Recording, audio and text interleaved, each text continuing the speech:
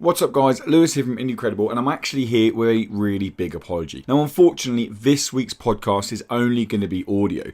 I managed to completely wipe the SD card of all our video files on. I know I'm a genuine idiot and I can only apologise for this. Obviously patrons, you'll still get the pre and post show content, but it will only be in audio form. Everybody else should get audio. The podcast will go up on YouTube again, but obviously there won't be any video with it, there won't be any trailers with it. It will just be with the podcast thumbnail and the audio. I can only apologise for this again guys, and this will be returned to normal again next week. I will not delete the video. I'm sorry. Please enjoy this episode of the Incredible podcast, and until next time, thanks for listening and thanks for your support. What's up and welcome to the Incredible podcast episode 57, a weekly podcast where we get together and chat about the world of indie gaming. We go through the indie games we've been playing, we go through the latest indie game news, and we also cover a main topic. This week's main topic is going to be based around Nintendo's Tuesday Nindies showcase. Yes. We are recording this podcast a day early because we have other plans on. So if huge, massive indie game news comes out, Playdead all of a sudden announce a new game tomorrow, that's why we're not covering it. Yeah. So that will be in next week's. Yeah, but no in our luck now. So yeah, huge probably will, like, fuck. But no, yeah, so as I said, this is a weekly podcast. You can find us on YouTube or most podcast services. The benefit of watching us on YouTube is every game we talk about plays behind us in a trailer or gameplay from what we've been playing. So it gives a bit of context to what we're actually talking about. Podcast services, as I said, you can find it if you just want to listen to audio form. We're on Player FM, we're on iTunes, we're on Soundcloud, pretty much everywhere now. But if you really like what we do, you can head over to patreon.com/Indiecredible. Not only will it give you exclusive pre and post show content, about 30 minutes a week content, where we chat about pretty much anything, including my ability to try and teach IT. Yep. But we also get an ad-free experience, which I've just got the email saying that in 1 week's time, ads will be going on all of our podcasts. That's previous and future podcasts. So if you want to get rid of the ads, the $1 a month over on patreon.com/Indiecredible will get rid of those ads. It's going to be slightly different today because when we talk about what we've been playing, so I'm going to apologise first that the podcast, last week's podcast, is up very late, 3 days late, because internet issues. Yeah. Literally, internet went completely down. I couldn't do anything. So not only did it stop the podcast going up on time, it also stopped the Patreon's Not So Indie going up on time. Yep. And it also stopped my The Messenger review going up on time. I managed to finish the game. I stayed up until about 3 o'clock in the morning, Tuesday morning to finish the game. I got it all done. And then I couldn't do anything because of my fecking internet.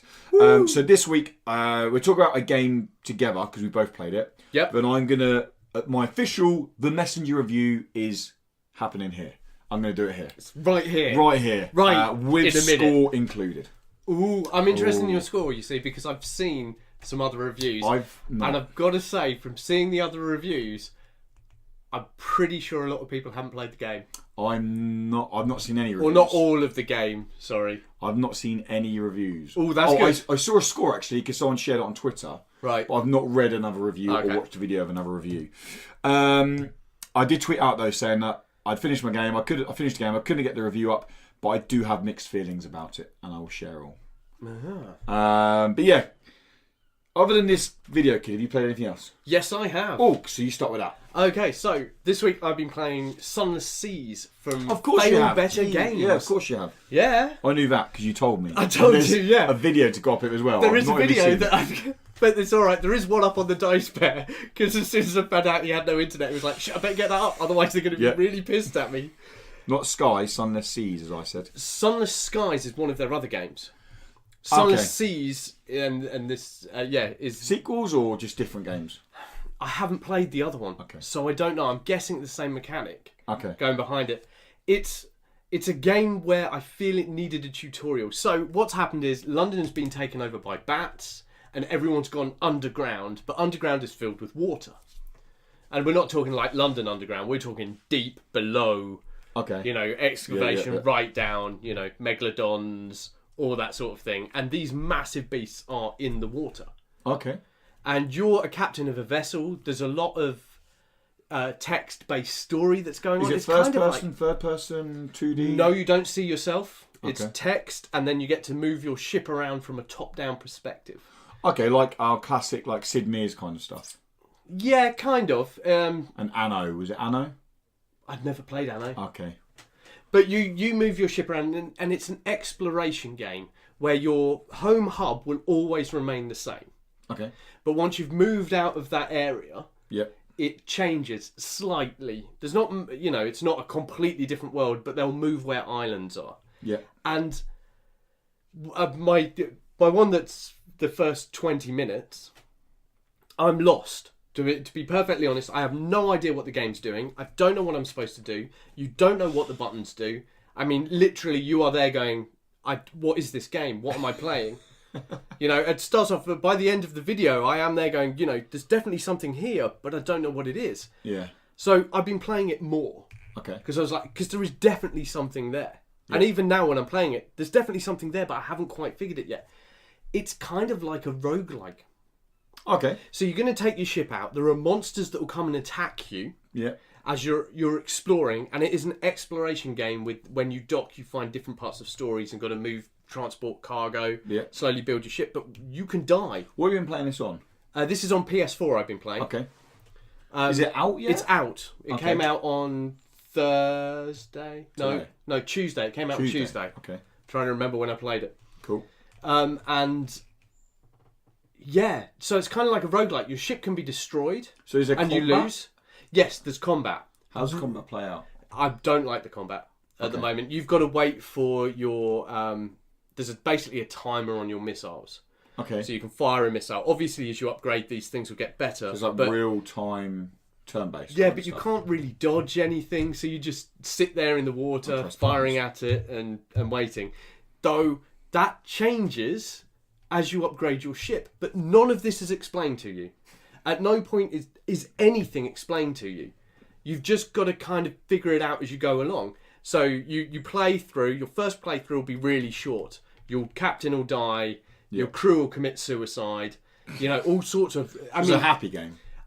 It's the story side of it and the bits that are going on are, one, bloody confusing, but two, brilliant. Okay. Because each time you play through, you'll start repeating the same things again. You've got to do the same sort of missions, but you're learning more each time. Okay. So your understanding of what's going on in the world does it change each time you go through in terms of like your decisions or... Oh, you can change your decisions. But do they actually change the way the game plays? Okay. Yeah. Because, for example, a starter one, which won't spoil anything, is you pick up a student who's in the London docks and he wants to travel to this house on Hunter's Island. Okay. So you take him to Hunter's Island. On Hunter's Island, you find this fluke thing.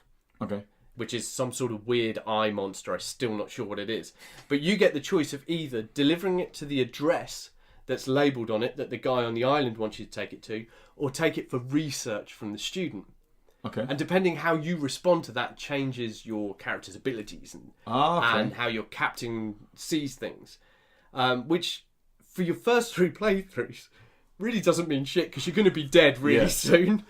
Because you've got to explore. Does anything carry over? Is it more roguelite? It is roguelite. Okay. Because when you die, you're able to kind of give yourself extra memories and weird stuff.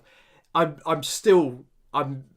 feel I've barely scratched the surface of this game. How long have you put into it so far? I haven't put that much. I probably put about 6-7 hours into it. That's quite a lot still.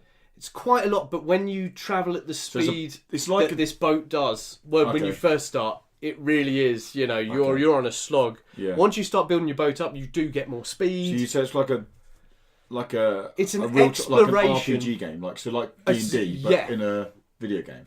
Yeah, but a text-based one. Yeah. That you're going on there, except the movement of your sub and exploring. Exploring is key in this game, and you will get screwed. There will be times that you go along and you find this clump of bits and then a fecking shark comes and kills you and it is well out of your league. It's one of these ones where, I'll kill that. Jesus Christ, it's going to absolutely batter me. The screen is a bit too cluttered. Okay. So it's you get pictures of your crew up the top, which is completely unnecessary and kind of blocks out what you want to see. Oh, okay. Which is annoying. But this is a game I would usually avoid. So you know how I don't like walking sims? Yeah. I would probably class this in walking sims, except you're in a boat. You've got to travel from place to place. It's very slow. But I'm playing it. Okay. and I want to play more of it. You do like a well-written narrative, don't you? I do like a well-written narrative, like and there is something very odd and strange going on in this world. Intrigue's pulling you through it. It's pulling me through it. No, I'm intrigued now, actually, as you... It was definitely a game that both of us were like, yeah. Yeah, would you reckon... Yeah, I got offered a couple of times, but we've got so much going on at the moment. Some games coming out very soon that I've been lucky enough to play, or playing at the moment. So I've got to be very limited, especially going back to school now. I've got to be very limited on what I say yes to. Yeah. Over the summer, I can be like, yeah, cool. I'll whatever, step to slap 5 it in in the there. morning, and it's fine. Yeah. But so would I recommend it? Yeah. At this point, I don't know, because I don't know how much it costs. Because of course, once you buy it, once we get given the codes and we play that, we have we don't know the price of it. You go on PlayStation, so I have it says no idea. unavailable. It's all it says. It says purchased and stuff like that. Yeah. And you're like, okay, so I don't know how much this game costs. Shall I check it out? Yeah, have a look. It's all going to depend on what you want from a game. If you're willing to persist and can cope with the fact that it doesn't have a tutorial, you are blind when you go into this. Yeah. Which I have so mixed opinions about. Oh, I know it now. I've seen the... I sit there going... rated very highly. I sit there with it going, okay, it would be good with a tutorial because then I'll know what I'm doing. But then again, not knowing what you're doing and being lost in this world and having to struggle your way through... So it originally released worked in 2015 on Windows. Yeah, okay. And it's now obviously come to PlayStation. Yeah, the PlayStation 1 is the something edition. I can't remember what it is. So it comes $15.99. $15.99. I'd probably say yeah. Yeah? Well, you said you're 6 hours into it. I'm 6 hours into it, and I'm still not. I'm not sold on this. I'm not saying this is an amazing game. It's going to be a game of the year, but I'm still playing. There's intrigue there to make you go, what's going to happen? And it's really going to. This is a retro game. If you're in, it feels that sort of. If you're into modern games where you get full 3D graphics and you can run around, jump and shoot, you're not going to get that here. Yeah. That's not what this is. This is a fully RPG. You're going to read a lot. You're going to try and figure stuff out. You're going to die and you're going to start again, reading the same things, but trying to figure it out even further. Yeah. Which will irritate some people. There's no way of denying that. Some people are going to sit there and go, I fucking read this before. Why am I doing it again? And you're like, well, actually... If you've gone that way instead of that way and search that bit, you'll understand what this is. So the second time you're reading it, you're like, I'm not trusting that guy, I'm going with that guy. Ah, okay. I'm going to do this bit. Or, oh, that makes more sense now, I'm still going to do the same thing. It sounds like a game that when I have got time and when it's maybe down a little bit more, because I'm not convinced if I'd like it or not, I'd probably give it a go. I'd probably jump on and give it a go. Yeah. I could probably ask them for a key. You probably ask them for a key, yeah. But I'd say, like I said, I don't have time at the moment, and I don't like taking keys off people and not doing anything with it straight away. So yes, that was Sunless Seas from who was it from again? Fell Better Games. Cool. Before we go on to Videokid, I very quickly talk about Forgotten Anne because you've been playing that again. Well, I finished it ages ago. Yeah. And I randomly, I can't remember what it was now. Was it Sunday? Yeah, Sunday. I got back from Dragon Ball tournament, and I was like, I fancy playing something that was relaxed and chilled. And I was like, I'm not ready for bed. And I went through my library, and there you go, Forgotten Anne was still there. So I was like, oh, I jump back on Forgotten Anne. It's nice and that. And then something happened about an hour into my playthrough that I was like, I don't remember this happening before. Oh yeah, I remember you saying. So I was like, I'll keep going with it. And then something else happened. I was like, I don't remember this happening. What the fuck? I was like, so then I went through and I started making decisions deliberately that I wouldn't have made the first time. I couldn't remember my first decisions, but I kind of know how I play video games and what I react to. And I sat up and didn't go to bed until about 3:30 because I just finished. I basically played through the whole game. Got a completely different ending. Completely different ending. It was, it made me really go, wow, I really like this game. But that was like, geez, I didn't realise how consequential some of my decisions could have been. So they've really gone for it with the ending. Yeah, and not just the ending, the build-up as well. Oh, okay. There's a part at the end where you're like showing back your decisions. Yeah. But I wasn't showing that back the second time because someone who shows them to you was dead. And I was like, oh fuck. But yeah, so I say that Forgotten Anne. It was that took me by surprise. The fact that I knew there was another ending because something that happens at the end when you finish the game. It kind of basically lets you watch an alternative ending. Yeah. But I found an ending alternate to that alternate ending. Oh, nice. Which is really cool. But anyway, let's jump on to Videokid. Our review, now the internet's back up, will go up probably... What's it, Friday? Probably tomorrow morning. It'll go live for us. Videokid. Videokid is available now on Xbox One and Nintendo Switch. I've been playing it for about 2 weeks. You've been playing it for about a week. Yeah. More than that. Yeah, just over a week maybe. Yeah. It's very much a throwback to Paperboy. It is Paperboy. So it's not kind of. It is Paperboy. This is Paperboy, but in the 80s. And you're delivering with modern, videos. Yes. RoboCop delivering videos. But the amount... I mean, you have a gameplay going up there now. Literally, you can't pass a screen without having an 80s reference. Like, they are... multiple 80s references. Everywhere. And they get not more obvious, more grand as you get closer to the end. You're playing as Marty McFly, who's got to get to Jessica in the park with a video before 8 o'clock or something. Like, you got to get there and basically you got to meet Jessica in the park. Have you finished the game now? Have you got to the end? I haven't actually played it much more than I did in the build-up. Mainly because I've been doing a lot of other things and haven't been able to jump on it. But it is a game I've really enjoyed. Yeah, it's come... I don't know what its price actually on the Switch. I'm pretty sure it's releasing at about $4.99, $5.99. Oh my god, buy it. And it is a... So the review will say, and the review says, it's a great game. It's a fun game. Yeah. It's... The only issue with it is... I know what you're going to say and I agree completely. I hope. Well, there's two issues because there's one that really bugs me. Oh, there's another big one. Oh, go on. So the first big one is once you get to the end, there's literally no reason to play the game again. Apart from seeing all the 80s bits. Okay, you can do and that. Unlocking new skins. It has a real... Yeah, but... So I got to the end, and when you get to the end, the amount of currency you get basically allows you to buy everything. Yeah. So after finishing the game, I probably... So the other slight issue is the way it's set up is there's random sections. Like, so you have these crossroads that have random... There's one part where Optimus Prime slides across the front of you, or there's these bikers to come across, or cars are going across, and you've got to jump on their roofs or dodge them. But when you play the game enough, you know all the animations, you know exactly what lanes are clear, what lanes aren't clear. Yeah.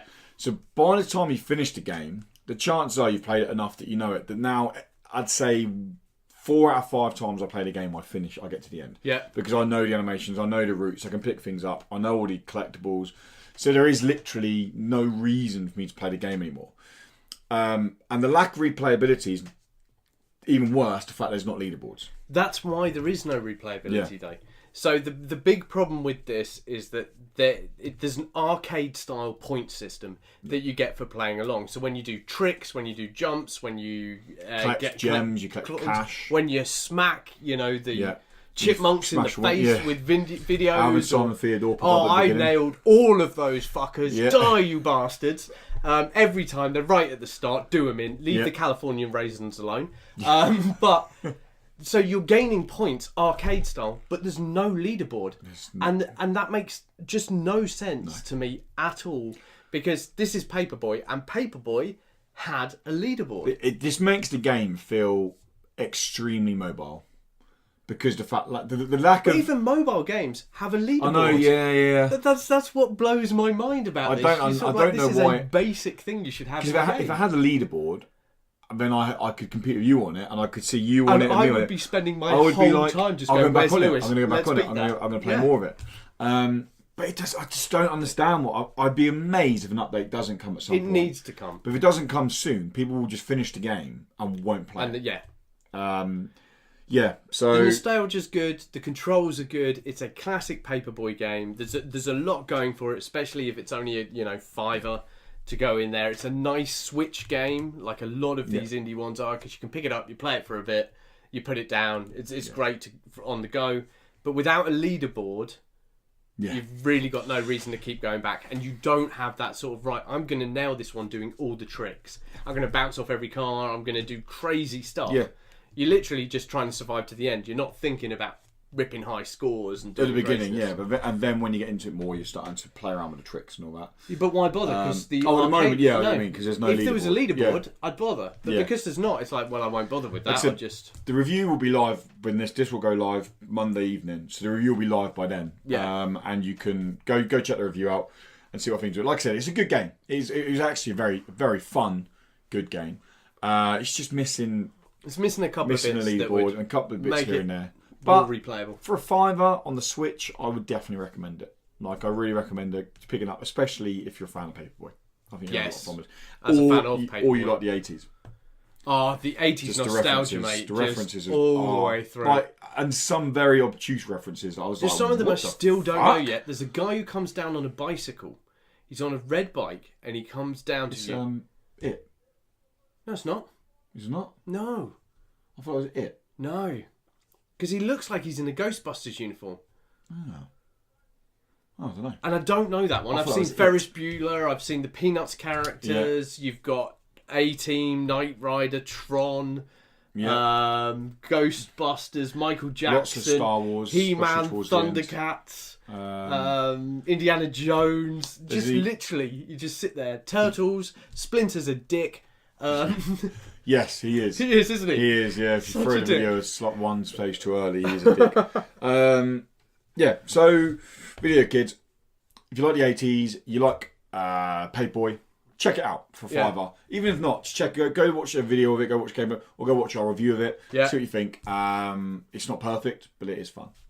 And then Messenger. Here we go, mate. The Messenger. So, the Messenger, gives some context to what the game is, for people who don't know, is a 2D side-scrolling, I'll start with this before I go on to what it actually is. It's a 2D side-scrolling throwback to Ninja Gaiden. It's like, I've not played a lot of Ninja Gaiden. I had to go, last week I was going, it's like Shinobi. Yeah, Shinobi. I was like, I don't think it is like, and I went back and it's not, it's Ninja Gaiden. I got completely confused. It's very much like Ninja Gaiden. Apparently there's even references in it to Ninja Gaiden, but I've not played lots of Ninja Gaiden. I just know because I watched the trailer, the old gameplay videos. But anyway, it's a throwback to classic 8-bit / 16-bit action platforming games, because there's an ability in it where you go through a time warp and it warps you backwards 500 years, or is it forwards? Backwards 500 years, but although you're going backwards 500 years, the graphics are going forward in time to 16-bit. What? Yeah, so you jump through these portals and you get warped back 500 years in the story. I'm fine with that part, but the graphics get better when you go back in time. There's reason for that. Okay. I won't go into it. I think there's a reason for it, and that's probably, without giving away spoilers, some of the enemies I think that you get back in time are a lot more grand, and them in 16-bit is a lot nicer than them in 8-bit. Surely it'd be better to send them into the future then. But anyway. I don't know. But anyway, so that's... So last week I finished with saying, I'm really enjoying the game. One, I found it a little bit too easy. Yeah. And two, I felt like the time warping mechanic was fun, but a little bit gimmicky. Yeah. So I finished the game now. It does this very weird thing. So you get to what I thought initially was the end. Turns out it's the halfway point of the game. Okay. And I was like, okay, cool, there's more to play. I'm happy with this. And it completely changes its genre. Okay. So it goes from a very linear 2D action platformer, which I'm fine with, because I love Dead Cells. I love challenging games. And although this wasn't that challenging, the challenging part come in the platform, the environmental puzzles through the platforming. Mostly because of a reason I'll get onto in a second. But it then goes halfway through, something happens without going into spoilers, that makes it a Metroidvania. Now, the issue with this game being a Metroidvania is it's not designed to be a Metroidvania. So the running backwards and forwards to the different locations that you have to do becomes so fucking boring. Oh, okay. Like, it's not Metroidvanias.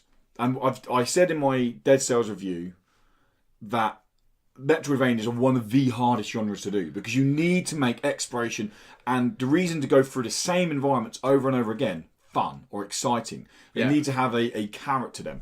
This just hasn't. It makes you go back places for literally the most point and click, copy and don't paste. slate point and click.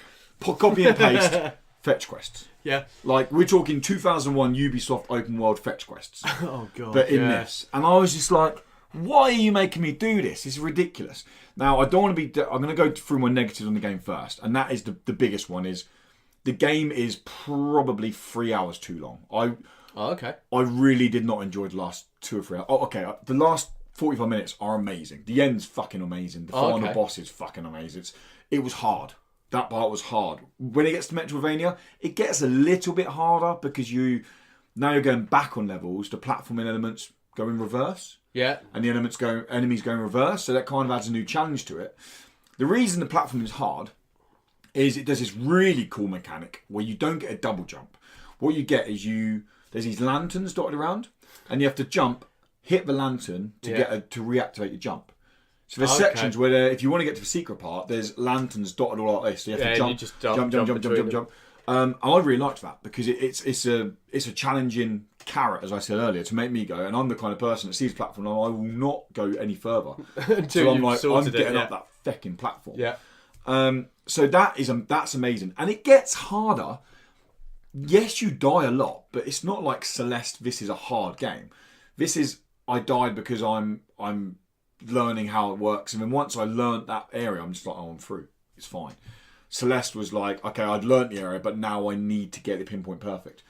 So the movement feels great, platforming feels great. It's still not as hard as I would have liked from a retro game. Some of the bosses do bring a challenge, but I'm not like...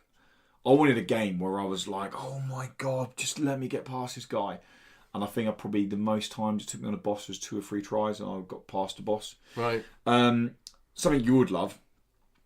The soundtrack's fucking amazing. Yeah. Like, the chiptune 8-bit soundtrack is amazing. What's even better is when you go to 16-bit, it's a 16-bit soundtrack. Like, nice. It works brilliantly. And it's... Jumping through the time warp portal and the way it slides across or slides a hole across is wonderful. It's really nice. But it's a gimmick. And there's a real big flaw in it. Go on.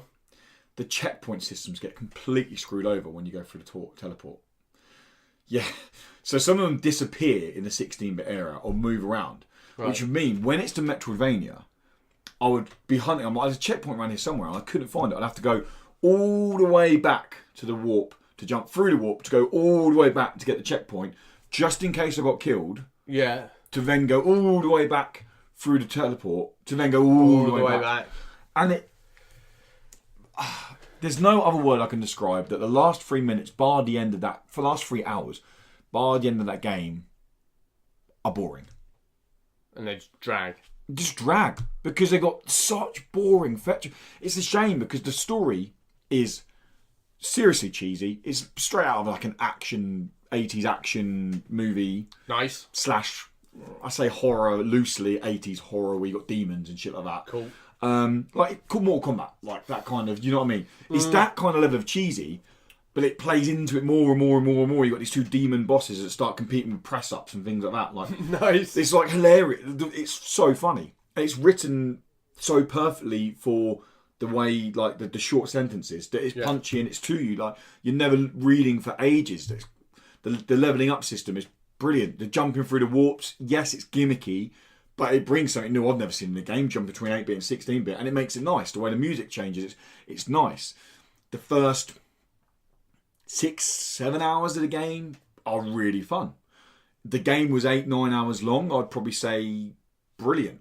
The fact that it just goes on too long, and it's just. Why did it go Metroidvania? It's almost like... That's what sells. That's what it. everyone wants. It's almost Everyone's there going, I want a Metroidvania. Whereas, actually, we don't. It's almost like when... Oh, I'm going to get hate for this. I don't know if you're a fan of this band. But Absolution is one of, I think, Muse's best albums. I think it's a brilliant album. It's a good album. It's not their best, but go on. You can say Plug-in Baby. No. Okay. But no, Absolution. I loved Absolution. I thought it was amazing. Yeah. Looking forward to some more content from Muse.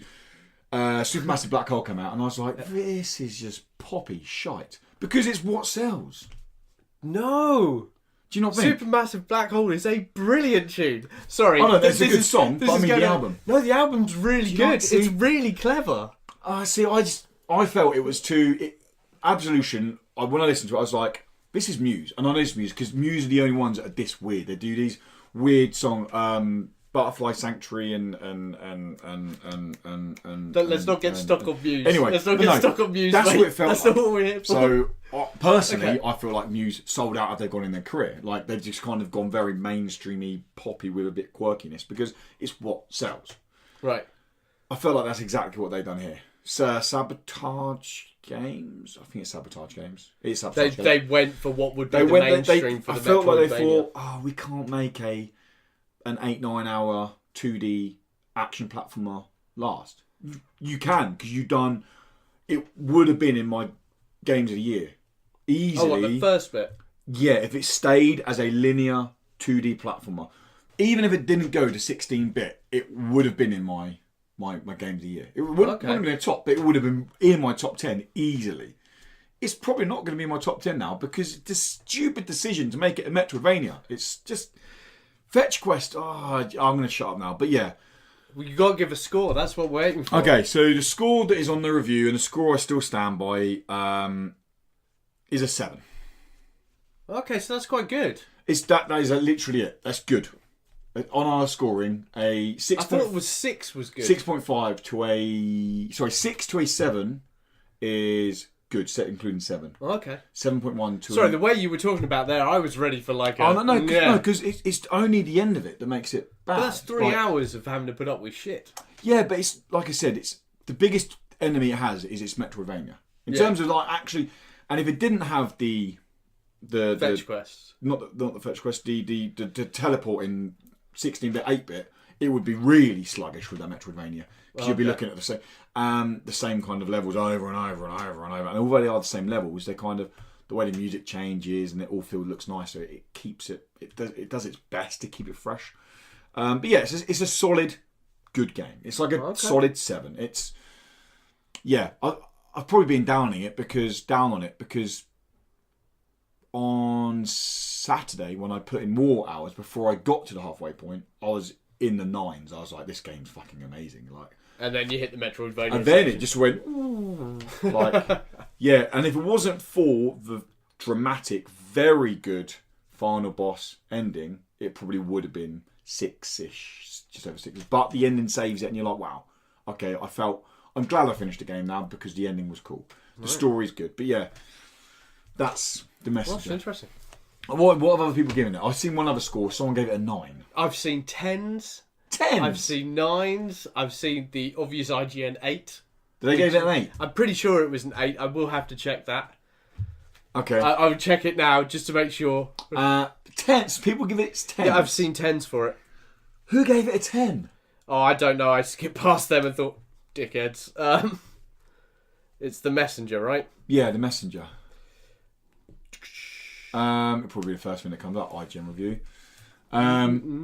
Is it the first one? Yeah, of course it is. 10. I can't believe people are giving this 10s. And people were moaning when I gave Dead Cells a 10. Like, that game is spot on. I still fucking put an hour into it. No, I was right. They gave it an 8. An 8. I'll be honest, I did guess at that because it's IGN. What do they give a game? It's an 8. An 8. Everything's a fucking 8. I wonder if Videokid gets an 8. I should check that. I can't believe people are giving it 10s. Yeah, I've seen 10s for it. There were quite a few. Yeah, there's a perfect game. Anyway, let's not dwell on that. It's not a 10. It's not a 10. It's not a 10. I'll be interested to see if they actually got how much they finished it then. Well, no. There are definite parts in there you can tell they're not finishing. Now you can go and check the reviews and you can tell. Even I, who have not played the game, I don't know anything about the game, but just reading the reviews, I was like, they haven't finished the game. I hate it when that happens. They haven't finished the game, or they haven't even played it to a point where you can fully review what's going on. But yeah, it happens a lot. I think it does happen a lot. Okay, news. There's not a load of news this week. 5 stories overall, but they're not huge, groundbreaking stories. But that's understandable. It's Gamescom last week. So, So everything came out then. Yeah, exactly. Up first, we got the news, or it was already announced, but I think got confirmed the release date, is Dead Age, a game that's available now on PC, has reviewed very well on PC, is coming to Xbox One on the 6th of September. Dead Age is a micromanagement zombie apocalypse game. It features turn-based combat, and it's being developed by Silent Dreams, and it's been published by Head Up Games. Have you seen the trailer for this? Yes. What do you think to it? I don't know. I really don't know. I like it looks very intricate with its item management and group management and, like they say, micromanagement stuff. Yeah. The combat looks really poor, turn-based combat. And what genre is this trying to fill? What? I think it's just not something I'm into at the moment. I think that's my issue with it. I watch it, I'm like, yeah, okay, that looks quite nice, but so I still really think as well, zombies, like, I know people are saying, oh, you got, what's the fucking one coming out, the big Sony one? They've been pushing loads, the Biker Gang, the Crazy Zombies. They're pushing, like, Sony's first party game. Not a clue. Biker Gang? Yeah, the Biker Gang. It's very similar to Walking Dead, and people are like, it's got the crazy zombies that, like, they showed the physics of for ages. A little bit like World War Z zombies. Obviously, World War Z is coming out as well. I don't know the game. Oh my god, people are going to be like shouting at us now. Yeah, like, you dickhead! I'm actually looking forward to the game. It's coming out. It's coming out February, the same day as Anthem, and everyone was like, "Fuck, that's got no chance."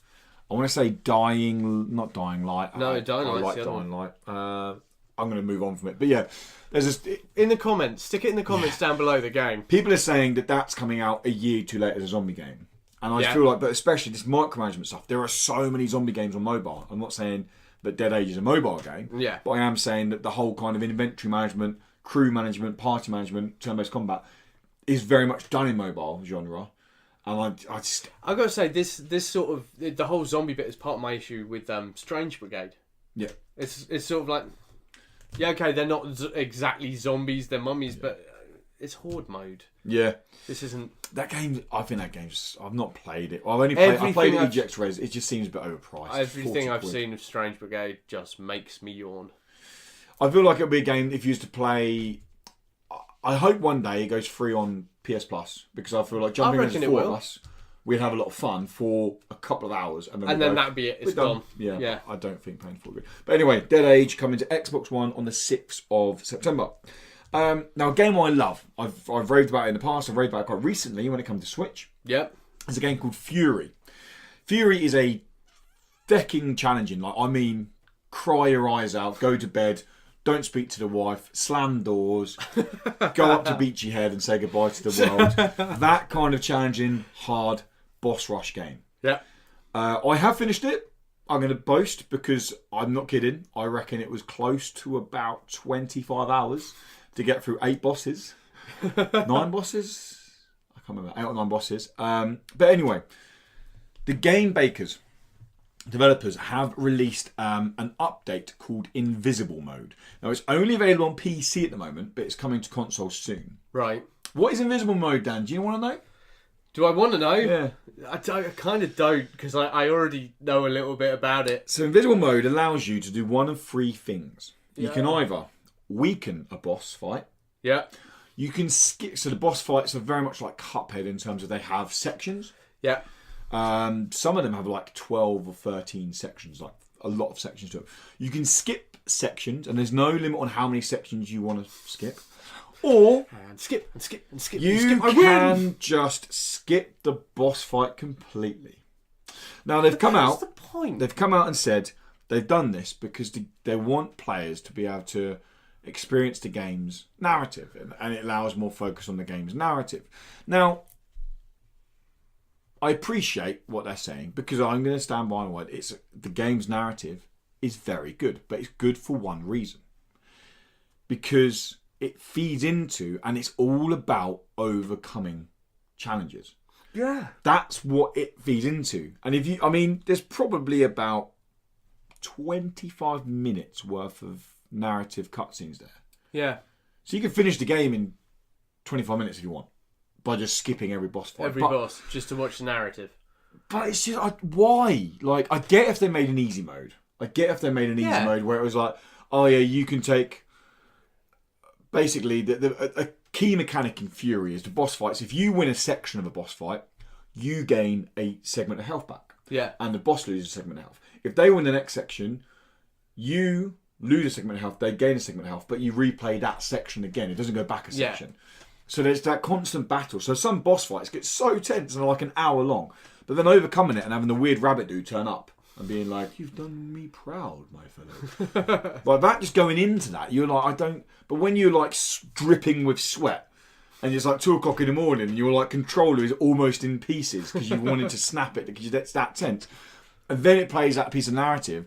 You're like, okay, I get this. I get what the game's trying to do. Yeah. Just skipping that is fucking useless. It makes the game redundant. It makes the narrative redundant. Don't do invisible mode, please. Play the game, please, because it's an amazing game. But don't play invisible mode. It's not what the game's meant to do. It's like It's like going, I can go watch a cartoon of Cuphead, but not actually play the game. Don't get me wrong, it'd be interesting because I like that kind of cartoon stuff. But the idea of Cuphead is it's challenging. Anyway. Yes. Yeah, not too keen on that. Earthfall, game we played at EGX. Yes. We've actually got some stuff coming soon for this. Yay! It's the Left 4 Dead inspired co-op 4-player PvE story-driven shooter. Yeah. It's got its first update. It's got 3 updates coming in the next 3 months.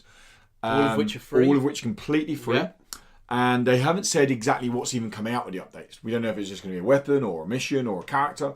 But they have announced the first update is live now on PC and consoles. It's called Inferno, and it brings a new Inferno mission. Nice. Along with, apparently, the much requested compact SMG. I know I've been after that for ages. My favourite gun. Sitting there at home going, you know what I need? Compact SMG. Hollow Spark, if you can throw the P90 in there next time, I will be well happy. Is that always your weapon, the P90? Oh, in GoldenEye. What? You don't play GoldenEye with a P90. It's slappers only. Right? That is the only way to play GoldenEye. We should have slappers come over later on.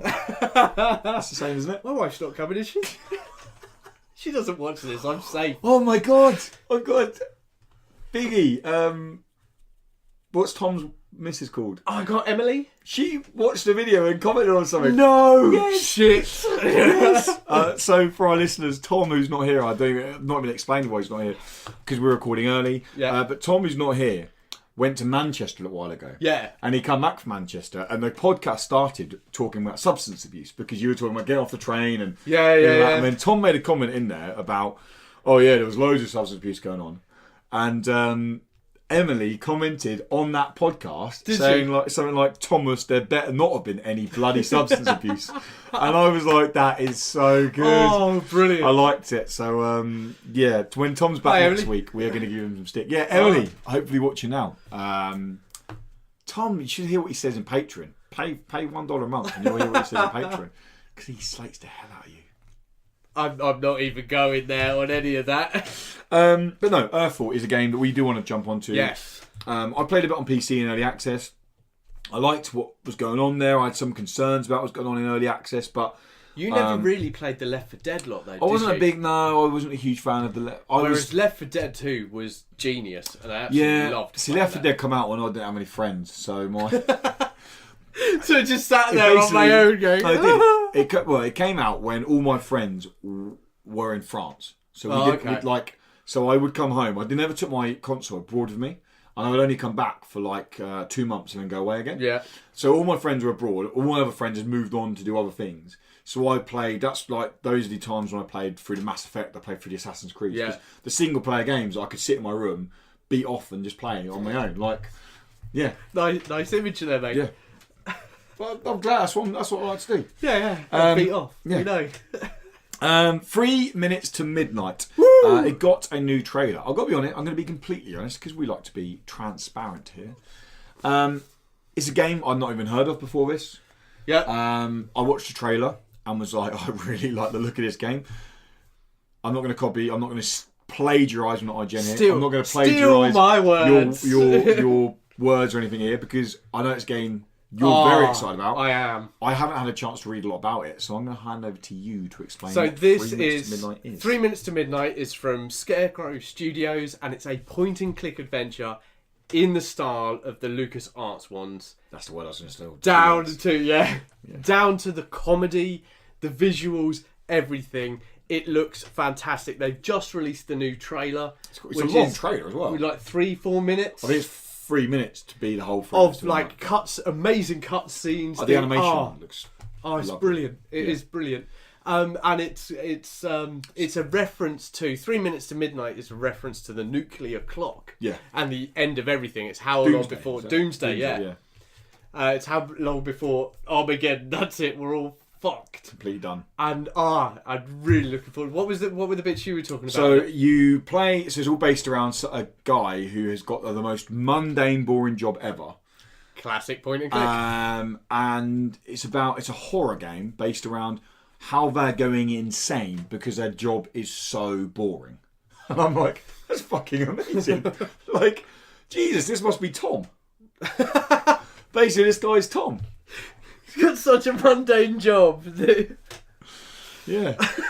But no, it looks really cool. The trailer's playing up there at the moment. I'm I do really recommend excited for checking this. it out. It's along with the announcement, we've got Q1 2019. Yeah. We've got the announcement for, so early 2019. It looks cool. I'm really looking forward to. I want this game. Well, you love point and clicks, don't you? I love point and click adventures. And you have a PC by then, and it'll be the best place to play it. Yep. And finally, another kind of point and click adventure style game is the Dark Side Detective. Have you played Dark Side Detective? I haven't, no. So I played it about 18 months ago.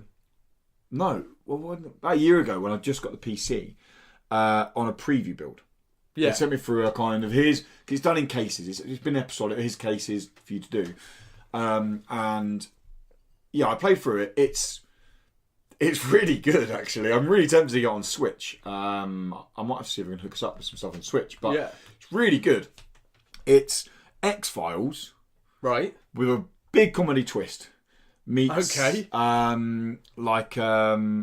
Well, that's it. It's X-Files. You play this detective who's been sent into this weird town where all the local folk are a little bit League of Gentlemen-y.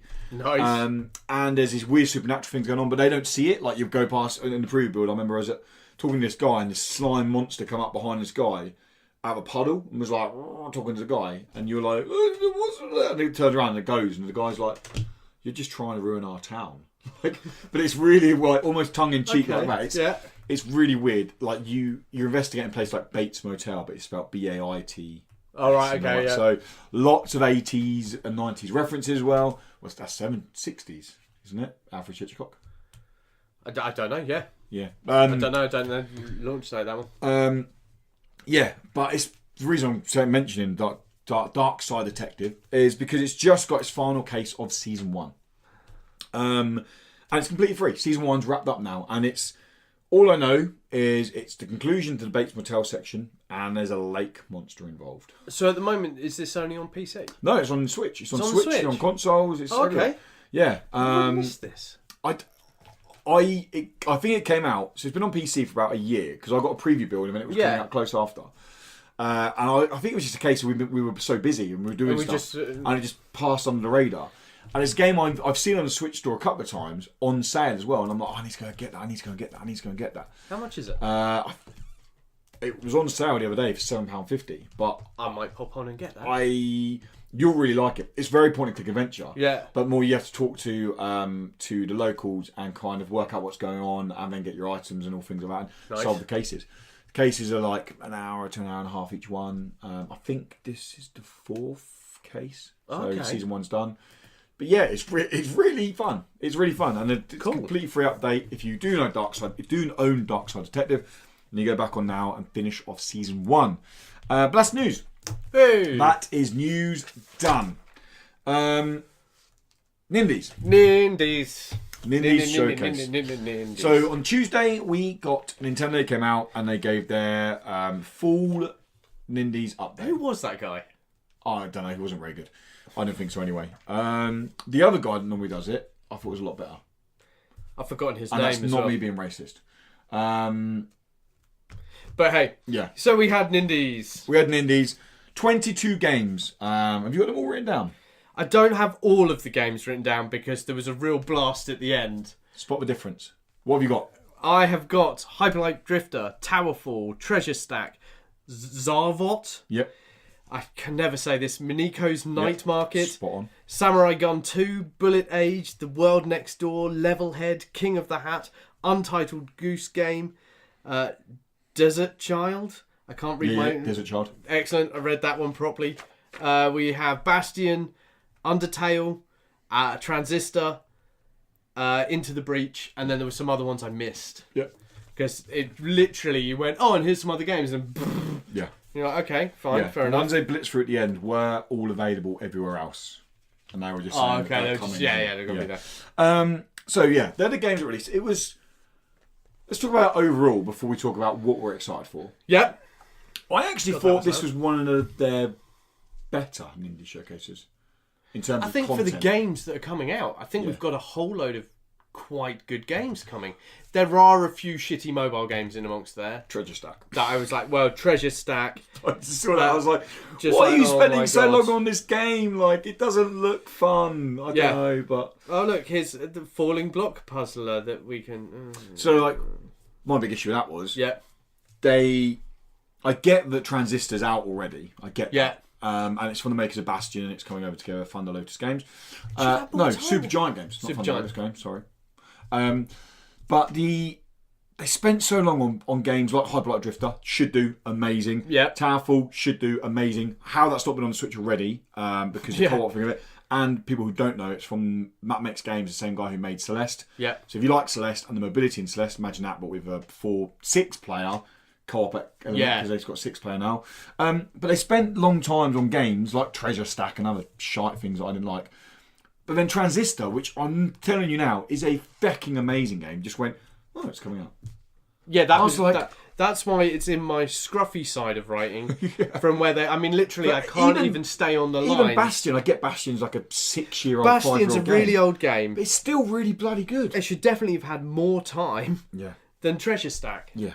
But then again, this is them trying to show something new. I was impressed by the versatility, their variety. Yeah, there's a nice. There was a myriad of games there. You and your myriad. We're going to go back to plethora in a minute, aren't we? Stole it off me. But I didn't steal it off you. The word is ancient.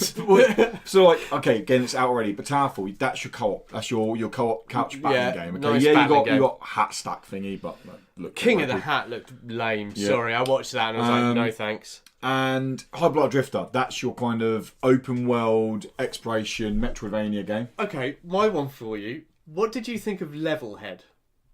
So Levelhead was Mario Maker, but 4 players. Oh, I like the look of it. Did you like that one? I was like, this has been done so many times. There's a chicken game on PS4. It's Run Like Chicken or something, where you basically look like a MOBA. You take turns building a level. I get 30 seconds to build a level, then they get 30. And then it's like you have to run to the end. Do you remember that cool trap game we played? Where there's 4 of you and you've got to get from one side of the map to the other. But each time you're doing it, you get to lay some traps. And it makes it harder. I can't remember the name of that game, but... Because that was at EGX a little while ago, wasn't it? I can't remember now. Can't remember that game. So I thought I'd seen this before. And then they started showing the level editor in a lot more detail. I was like, there's a lot to this level editor, actually. That's quite cool. Yeah. Mario Maker's going to be 60 quid. That's going to be 15 quid. Mario Maker's only 15 quid. On DS. Oh yeah, but I mean when it comes to Switch it'll be 60 quid. And that's going to be 15 quid. Yeah, the most. What did you think to it? I thought it was a nice idea. What I really liked about it was the 4 player. Okay. So Mario Maker, that's just you making your way across something.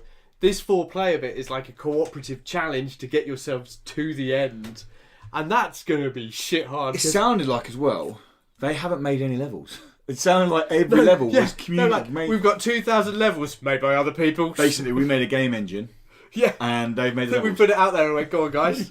I like that. But when I had that interview with the guys who made Quantum Shift. Yes. Can't remember. God, it's been a long week. The guys who made Quantum Shift, we sat down and interviewed them. And they said basically what they'd done was they made the creator tool. They made the level, and all the levels in that game that they made in the story were done in that. So they said it's actually really hard to make a game and then go make a creation tool because it doesn't really work. Yeah. If you can do, they've basically done what those guys done, but just done the lazy part and not made any levels and gone, you go make the levels, guys. Yeah. Anyway, so on to the games that you're looking forward to. Okay, so I've got 2 games on here that are already out, available anywhere in other consoles. Okay. And I'll start with them. I said at the beginning, Hyperlight Drifter. I played Hyperlight Drifter on PC when it first launched. That game is fecking amazing. It's hard. It's open world Metroidvania style. It's combat. You got this other than not a roll. You kind of this drift or this jump that takes you forward. It's very pinpoint, like pixel perfect with its combat. Like I said, it's hard. It's cool. The music is fecking awesome in it. Hyperlight Drifter. Having that, I'll buy that straight away on the Switch. Same with Transistor. Transistor is still, if I had to make a list of top 10 indie games of all time, Transistor sits in there. Hyperlight Drifter is very close to being in there. Oxenfree is probably in there, yeah. But Transistor is in there. Transistor is, it's just amazing. It's got this real cool thing that you can switch between turn-based combat and real-time combat. The story's nice. It kind of relies on replayability. You can blitz through the game in about 6 hours, but then you're going to miss certain things, and playing through it again, you're going to learn more about the world around you, and that game is amazing. That game is amazing. Well, one of the ones for me see, the problem is we share quite a few. I think there's only one difference between it. Okay. It's one of the ones that we both like and is on our list is the cat farming. Yes! Miniko's Night Market. Oh, mate. Oh, I'm not a big farming one. Yeah. I'm not a big cat fan, but I was like, I fucking want that. Oh, it looks so good. And I was just thinking, I could spend hours on that on the Switch. That's what it looks like. Because it wasn't just that. It's not just a farming game. You can race the cats. Yeah, you sit on the cats and race them. And you're just like, this is out there. And then the craft mechanic, you make like jellyfish boxes to sell that, to then make the money to plant more cats and grow cats. Yeah. And then breed cats to race cats. Race cats. I mean, if there's ever a better gameplay loop than that, let me know below, because I don't think you get a better gameplay. But just watching that bit as they went through, I was like, that's the one they should spend ages on. That's the game that... I was disappointed with the fact that they ended on Into the Breach. That made no sense to me. It was rather... Yeah. Like Into the Breach, I've played... Don't get me wrong, FTL is a very good game. I've played Into the Breach on PC. It is a perfectly okay strategy game. It's not... It's not end of show material. No. And I can understand why they didn't go with Miniko's Night Market, because it's very niche. It's going to be niche, yeah. It's quite niche, but... I would have ended with Hyperlight Drifter rather than start with Hyperlight Drifter, personally. I think that was that would be the big pull it out the bag. Probably the biggest game from that, or even Towerfall. Towerfall's a big game. Like, I don't think Into the Breach is a show closing. No, I thought definitely not. I was amazed they didn't close with Travis Strikes Again update. When they went black, I was like, oh, here we go, Travis Strikes Again. Yeah, and it wasn't. I was like, interesting. Yeah. So let's get on to the ones where we differ now. Okay, so it's not that I don't like this game, by the way. Really like the look of the world next door. I like the look of the story to it. It looks very... There's a hidden secret in that story somewhere. Looks like it's going to get very dark. Yeah. I like the puzzle element to it, the kind of room clear puzzle element to it. That's the bit I have issues with. Okay. But carry on and I'll get to the issues. I like the art style to it. Yep. And it done a good job of not overstaying its welcome and making me go, I want to see more of that game. I want to see more of that game. And again, all honesty, never heard of it before that Nindies showcase. My issue with it was the puzzles very quickly became Candy Crush. That's what it was. Yeah. You go to a section, it has all the same next to each other. That section destroys, other one filled the area. I was like, this is just a slight different camera angle. Yeah, I can see that. Mobile games. I can see that. But then I liked Battle Chef Brigade, and that had three of a kind puzzles in it and things like that to make it. And I think that's fine, but yeah. I can see what you mean. For the bits that went round it, which I agree looked really great and really interesting and had a story that was like, there is definitely something there. Yeah. I was like, if that's my main gameplay... Well, all you got to do is play it for an hour and give it a 10. Oh, is that how we do it now? That's how we do it now. Yeah. Sweet. We're going to follow the mainstream of people. Wicked. Yeah. Yeah. Play for an hour, give it a 10. I could fucking do that, mate. I could seriously do that. It does annoy me sometimes when I think I'm not trying to show off, whatever you want to call it here, but when you're up till 2, 3, sometimes 4 in the morning, because I'm like, I've got to finish this game. I need the review out tomorrow. And I get 2 hours sleep to wake up and write the review. You're doing it wrong, mate. And I think, why? Wake up in the morning, install the game, watch the intro, 10 out of 10. Don't even fucking play it anymore. I get that reviews have an element of subjective opinion to them, but like, how people cannot find, and I'm not trying to be horrible to the messenger, but how people can't manage to find a fault in that game concerns Maybe me. they really liked walking backwards. Maybe they loved fetch quests. Maybe I like playing as Raiden, because your guy you end up converting into basically looks like Raiden from Mortal Kombat. There you go. That'd be it. Anyway, let's look at the positives. What's the one you're looking forward to? So it's the other one I'm looking forward to is Untitled Goose Game. It's a silly game that goes along the same sort of lines as Goat Simulator and that lot, where you get to run around and just be a douche. Yeah. Yeah. You get to go and do stupid things, annoy people in quite a cute looking art style. It's very much along that sort of the art style reminds me a lot of Ooblets. Yeah, Ooblets, that sort of thing. Ooblets we're all looking forward to. Go on, Rad Radish. And it's just one of those games where you're looking through it. Rad Lad. Oh, was it Rad Lad? What's Rad Radish? Oh no, he was a radish, wasn't he? He was a radish. And he's called Rad Lad, yeah. Rad Lad. That's Ooblets. And it's one of those games where I'm sitting there thinking, this is going to be the type of thing that's just fun to play. Just going around, doing something stupid on the Switch. That's the type of game I'm going to play on the train. That's the type of game I'm going to, because I hate flying. So when I have to fly out to Guernsey and things like that, I can sit there on my Switch being a dick as a goose. See, I've got nothing wrong with the game. I think the game, it looks exactly as you said it. Yeah. And that's my only concern with it. I don't like those games. I didn't like Goat Simulator. I couldn't get my head around why people were playing that game. I don't like games that are, and I get they're out there, games that are, I don't mean this badly, but meaningless. They're games that they're a sandbox almost game that you can it's a sandbox game. Dick and play around in. That's the point. I get that, and gaming is an element of escapism. It's an element of jumping into a certain world, but then there's other people who don't want to go and put 200 hours into a Final Fantasy, whereas I'm like, give me that right now. Yeah. So that's just the intro. Yeah. Now take me to the game. That's my form of escapism. Like there's people that probably played Dead Cells and dropped it, but I'm like, every jar will be full. Every jar will be full. Like, and that's my form of escapism. So I appreciate it. Why people play those games, but that's what I won't be getting in the game purely for that reason of it's just not my kind of game. Oh, you're gonna miss out, mate. Maybe. When I'm out there stealing people's lunches and shitting on their chairs just before they have a barbecue, fuck yeah, I'm gonna be the best goose in town before I get plucked and cooked for Christmas. Now that's a game I would play. Quickly on Ooblets prediction. Don't. Prediction. Yeah. Ooblets will be the highlight of the Nindies Spring Showcase next year, and it will be a console exclusive. It will be coming later on. Nope. But I think it will be, and what made me think that was Desert Child. Yeah. Is a Double Fine console exclusive for Switch. I know what you're going to say, Ooblets will be successful everywhere, but I think Nintendo will pay enough money to make that a time. It will only be like a month.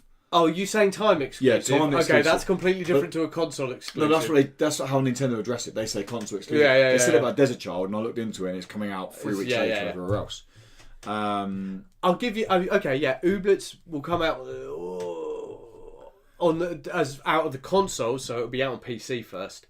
But it will come out on. I think it'll release Switch. everywhere at the same time. I think it will release on PC and Switch at the same time. Nope. With a console exclusive on Switch, and then come to PS4 and Xbox One about a month later. I think it'll be on PC first because it's easier to get out there and do. Okay. Probably as a beta and test things, and that's how they get it. Then, probably the Switch because it has that element to it, feed into that and then it will just be on the PS4 and Xbox and everything. Yeah, and it will dominate, and then everyone will wear Rad Lad t-shirts. I don't know. I'm still debating where to play that game. What console? I think you've got to play it on the PS4. But then I want to play it on the go. Yeah, but you see, what will happen is you'll play it on the PS4 and then buy it on the Switch. Like this is going to be Valley. Exactly. Yeah, you can have it multiple I think my Stardew places. Valley on PS4 has only got about 35, 40 hours in, and my Stardew Valley on Switch has got about. I was playing it again in Scotland. I haven't played Stardew Valley in ages. I got it. I played it for a while. I bored myself silly, and then was like, yeah. Yeah, that's going to wrap up this week's incredible podcast. Nindies. That was an Indie Showcase. Let us know what you thought to an Indie Showcase. If you're watching us on YouTube, just comment below. I'll comment straight back, and we will talk about it on next week's podcast. We'd love to know what you think. If you're listening to us, then pull your car over, because if you're not driving, don't pull your car over, because you don't need to. Yeah, you're not on the steering wheel. What are you doing? And email us podcast@indie-credible.com or team@indie-credible.com. One of them's not working anymore. I can't remember which one. So one of the podcasts I'll find out for next week. I think podcast isn't working anymore. I changed it to team. So team. I know team works. Team@indie-credible.com. Email us there what you thought of the Nindies Showcase. What in indie games are you looking forward to? Is there anything that you thought was good? Did you think it was the best Nindies Showcase yet? Personally, I did. But yeah, we'll know what you think to it. As I said at the very beginning, you can find us on YouTube and on podcast services. We post lots of other content on YouTube. I don't think we said who we were. We didn't know, but hopefully they're still around. Yeah. And it would have flashed up at the beginning anyway. If they're watching on video. Oh yeah. If you're not watching on video, go watch it on video. And then you'll see who we are. Yeah, exactly. But we're going to keep it secret. We're not going to say. We're not this going to say episode. We're not going to say it. This is absolute secret. You don't know who we are. We could be anyone right now. We're right behind you. That'd be weird. That'd be so Someone fucking creepy. And it's like 1 o'clock in the morning. And actually just drive past us. Yeah. Oh, Jesus! God. Podcast services, as I said, or if you do really like what we do, patreon.com/indiecredible. Not only do you get exclusive pre and post show content, but you also get an ad-free experience. As of next week, as I said earlier, all of our video content will have ads. You can get an ad-free experience on podcasts. Obviously, not every video goes up on Patreon. Yeah. But all the others will just have pre-ads. The podcast will have pre-ads and mid-show ads as well. You know, we need to make money, keep the lights on, and want to bring you even better indie game content, and we need the money and the cash flow to do so. But yeah, that's going to wrap us up. Patrons, stick around as you've got the post show to look forward to. And everyone else, thank you for stopping by, listening, watching, whatever you chose to do. And until episode 58, you stay incredible. See you later, guys.